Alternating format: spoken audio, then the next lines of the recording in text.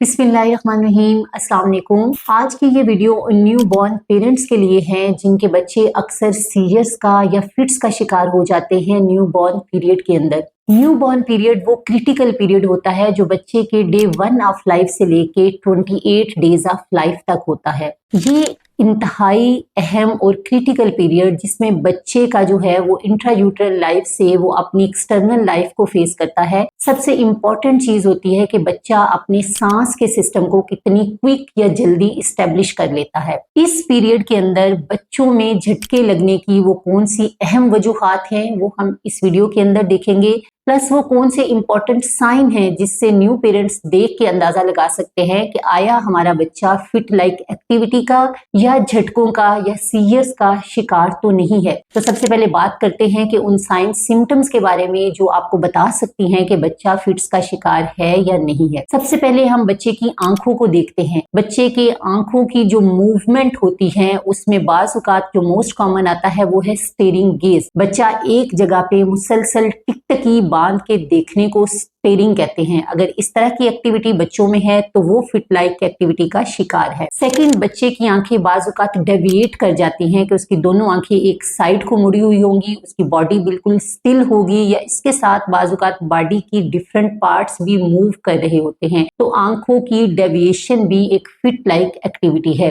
Third चीज आंखों में जो देख सकते हैं वो रिदमिकल ब्लिंकिंग है। बच्चा बार बार उसकी आंखें बार बार मूव कर रही होती हैं और वो बहुत एक रिदम और सीक्वेंस के अंदर होती है। तो ये आंखों की 3 मूवमेंट जिसमें उसकी रिदमिकल ब्लिंकिंग आ जाती है, जिसमें बच्चों की आंखों की डेविएशन आ जाती है या उसकी स्टेरिंग गेज है, ये एक फिट लाइक एक्टिविटी को शो करती है। सेकंड सिस्टम जो बच्चे में आपने देखना है वो है उसके माउथ की एक्टिविटी या उसकी ओरल कैविटी या उसके लिप्स की मूवमेंट। रिपीटेड स्वॉलोइंग जैसे आप बार बार कोई चीज निगल रहे हैं या रिपीटेड च्यूइंग जैसे आप बबल गम को चबा रहे होते हैं जिसमें बच्चा बार बार अपने जबड़े को मूव करता है, या फिर उसके लिप्स की मूवमेंट जिसमें बच्चा लिप्स को स्मैक करता है। ये मूवमेंट बच्चे की फिट लाइक एक्टिविटी को शो करती है। तो अगर आपके बच्चे में लिप्स की कोई ऐसी मूवमेंट हो तो ये एक फिट लाइक एक्टिविटी है। थर्ड इंपॉर्टेंट और मोस्ट कॉमन चीज जो बच्चों में आती है और जो क्वाइट ऑब्वियस होती है कि उसके किसी ना किसी बॉडी पार्ट में मूवमेंट आ रही होती है। वो झटकों की सूरत में बाज़ औक़ात बच्चे की पूरी बॉडी के अंदर होती है, बाज़ औक़ात बॉडी एक अकड़ाव या तनाव का शिकार होकर बिल्कुल बच्चा बेड से उसे उठा लेता है,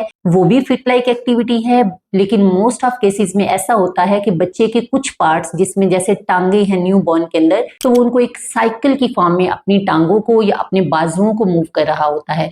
ये जो पेडलिंग मूवमेंट है लेग्स की या साइकिलिंग मूवमेंट है, ये भी फिट्स की एक फॉर्म है, न्यू बॉर्न बच्चों के अंदर बहुत कॉमन होती है। चौथी और एक मोस्ट इंपॉर्टेंट चीज जो बच्चों में फिट की शक्ल में आती है वो है एपनिया या सांस को रोक लेना। वो जो breath holding, prolong breath holding जिसमें बच्चे का कलर चेंज होना शुरू हो जाता है या उसकी बॉडी पे मॉटलिंग या डिफरेंट किस्म के धब्बे नमूदार होना शुरू हो जाते हैं, ये भी एक कॉमन फॉर्म है जिसमें बच्चा फिट्स का शिकार हो रहा होता है। ये तो थे वो कुछ कॉमन सिस्टम या कुछ कॉमन अलामात जो आपको देख के अंदाजा लगा सकते हैं कि बच्चा फिट्स का शिकार है। अब हम बात करते हैं कि न्यू बॉर्न बच्चों में सबसे बड़ी वजह क्या है जिसकी वजह से बच्चे फिट्स का शिकार होते हैं। तो सबसे पहले जब बच्चे की डिलीवरी होती है उस दौरान बच्चे का जो सबसे पहला सिस्टम एक्टिवेट होता है वो है उसका, और जो क्रिटिकल सिस्टम होता है वो है उसके सांस का निजाम। जब बच्चा फर्स्ट टाइम चीख के रोता है तो उसका रेस्पिरेटरी सिस्टम या उसका निजाम तनफ्फुस जो है वो एक्स्ट्रा यूट्राइन लाइफ के लिए जो है वो उस टाइम एस्टेब्लिश हो जाता है। वो फर्स्ट क्रिटिकल मिनट जिसके अंदर बच्चा अपना सांस लेता है, इंडिपेंडेंट सांस, वो ऑक्सीजन अपने फेफड़ों में लेके जाता है और वही ऑक्सीजन उसकी बॉडी से उसके ब्रेन तक पहुंचाई जाती है। अगर उस क्रिटिकल पीरियड या 1 मिनट के अंदर अंदर बच्चे का ये सांस का निजाम इस्टेब्लिश नहीं होता या बच्चा अपनी सांस को बहाल नहीं कर पाता तो उसके ब्रेन को ऑक्सीजन की सप्लाई नहीं पहुंचती। बच्चों में या न्यू बॉर्न बच्चों के अंदर जिनकी हम बात करें स्पेशली, उनमें फिट्स की सबसे बड़ी वजह है हाइपोक्सिया या ऑक्सीजन की कमी।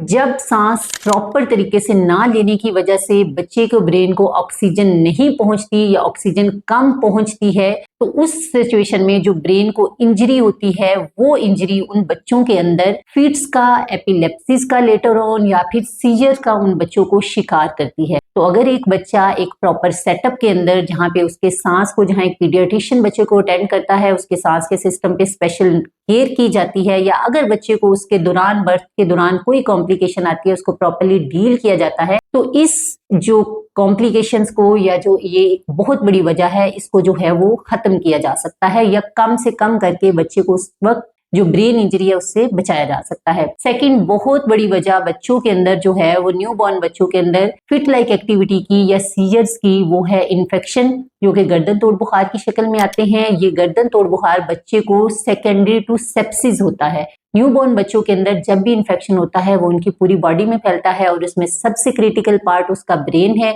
और जब वो इन्फेक्शन ब्रेन तक पहुंचता है तो बच्चा गर्दन तोड़ बुखार का शिकार हो जाता है। इसके अलावा और भी बहुत सी वजूहात हैं, जिसमें ज्यादातर केमिकल हैं कि बाज़ औक़ात बच्चों की शुगर कम होने की वजह से या शुगर बहुत ज्यादा होने की वजह से, जैसे कुछ डायबिटिक मदर्स के बच्चे होते हैं, उनके अंदर भी फिट लाइक एक्टिविटी आती है। कुछ बच्चों के अंदर जो है वो जेनेटिक मालफॉर्मेशन होती है, चाहे वो ब्रेन की हो या वो जेनेटिक सिंड्रोम्स का शिकार हो, तो वो बच्चे भी जो है, न्यू बॉर्न बच्चे जो है वो सीजर्स का या एपिलेप्सी का शिकार होते हैं। ये थी वो कॉमन वजूहात जिनके बारे में आपने बात किया है। अगर आपके बच्चे में कोई ऐसा मसला है, आप इसके बारे में कोई क्वेश्चन करना चाहते हैं, तो आप कमेंट बॉक्स में कमेंट करें।